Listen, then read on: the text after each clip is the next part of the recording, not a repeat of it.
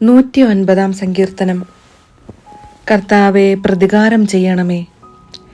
ദൈവമേ, ഞാൻ അങ്ങയെ സ്തുതിക്കുന്നു. അവിടുന്ന് മൗനമായിരിക്കരുതേ. എന്തെന്നാൽ ദുഷ്ടതയും വഞ്ചനയും നിറഞ്ഞ വായ് എൻ്റെ നേരെ തുറന്നിരിക്കുന്നു. അത് എനിക്കെതിരെ വ്യാജം പറയുന്നു. വിദ്വേഷം നിറഞ്ഞ വാക്കുകൾ കൊണ്ട് അവർ എന്നെ വളഞ്ഞു. അകാരണമായി അവർ എന്നെ ആക്രമിക്കുന്നു. ഞാൻ അവർക്ക് വേണ്ടി പ്രാർത്ഥിക്കുമ്പോൾ പോലും എൻ്റെ സ്നേഹത്തിനു പകരമായി അവർ കുറ്റാരോപണം നടത്തുന്നു. നന്മയ്ക്കു പകരം തിന്മയും സ്നേഹത്തിനു പകരം വിദ്വേഷവും അവരെനിക്ക് തരുന്നു.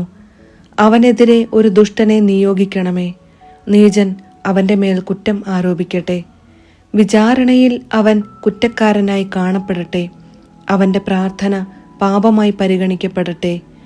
അവൻ്റെ നാളുകൾ ചുരുങ്ങിപ്പോകട്ടെ. അവൻ്റെ വസ്തുവകകൾ മറ്റൊരുവൻ അപഹരിക്കട്ടെ. അവൻ്റെ മക്കൾ അനാഥരും അവൻ്റെ ഭാര്യ വിധവയുമായി തീരട്ടെ. അവൻ്റെ മക്കൾ അലഞ്ഞു നടന്ന് ഭിക്ഷയാചിക്കട്ടെ. അവർ വസിക്കുന്ന നഷ്ടശിഷ്ടങ്ങളിൽ നിന്ന് അവർ ആട്ടിയോടിക്കപ്പെടട്ടെ. കടക്കാർ അവൻ്റെ സ്വത്ത് പിടിച്ചെടുക്കട്ടെ. അവൻ്റെ അധ്വാനത്തിൻ്റെ ഫലങ്ങൾ അന്യർ കൊള്ളയടിക്കട്ടെ. അവനോട് കാരുണ്യം കാണിക്കാൻ ആരുമുണ്ടാകാതിരിക്കട്ടെ. അവൻ്റെ അനാഥരായ മക്കളോട് ആർക്കും അലിവ് തോന്നാതിരിക്കട്ടെ. അവൻ്റെ വംശം അറ്റുപോകട്ടെ. 2ാം തലമുറയിൽ അവൻ്റെ പേര് മാഞ്ഞു പോകട്ടെ. അവൻ്റെ പിതാക്കന്മാരുടെ അകൃത്യങ്ങൾ കർത്താവിൻ്റെ സന്നിധിയിൽ ഓർമ്മിക്കപ്പെടട്ടെ. അവൻ്റെ മാതാവിൻ്റെ പാപം മാഞ്ഞു പോകാതിരിക്കട്ടെ. അവ നിരന്തരം കർത്താവിൻ്റെ മുൻപാകെ ഉണ്ടായിരിക്കട്ടെ. അവൻ്റെ സ്മരണ ഭൂമിയിൽ നിന്ന് വിച്ഛേദിക്കപ്പെടട്ടെ. എന്തെന്നാൽ കരുണ കാണിക്കാൻ അവൻ ഓർത്തില്ല. മാത്രമല്ല, ദരിദ്രരെയും അഗതികളെയും ഹൃദയം തകർന്നവരെയും അവരുടെ മരണം വരെ അവൻ പിന്തുടർന്ന് ഉപദ്രവിച്ചു. ശപിക്കുക അവന് ഇഷ്ടമായിരുന്നു. ശാപങ്ങൾ അവൻ്റെ മേൽ നിബദിക്കട്ടെ. അനുഗ്രഹിക്കാൻ അവൻ ഇഷ്ടപ്പെട്ടില്ല. അത് അവനിൽ നിന്ന് അകന്നു നിൽക്കട്ടെ. വസ്ത്രമെന്ന പോലെ അവൻ ശാപമണിഞ്ഞു. അത് ജലം പോലെ അവൻ്റെ ശരീരത്തിലും എണ്ണ പോലെ അവൻ്റെ അസ്ഥികളിലും കിനിഞ്ഞിറങ്ങട്ടെ.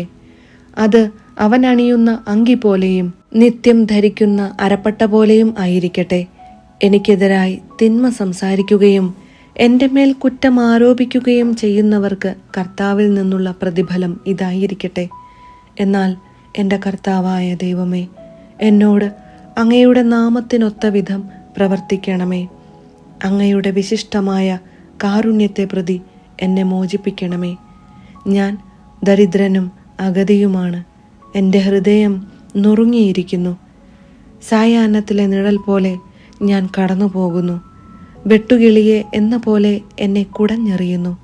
ഉപവാസം കൊണ്ട് എൻ്റെ കാൽമുട്ടുകൾ ദുർബലമായിരിക്കുന്നു. ഞാൻ എല്ലും തോലുമായിരിക്കുന്നു.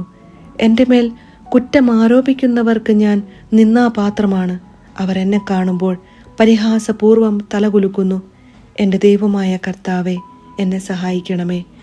അങ്ങയുടെ കാരുണ്യത്തിനൊത്ത വിധം എന്നെ രക്ഷിക്കണമേ.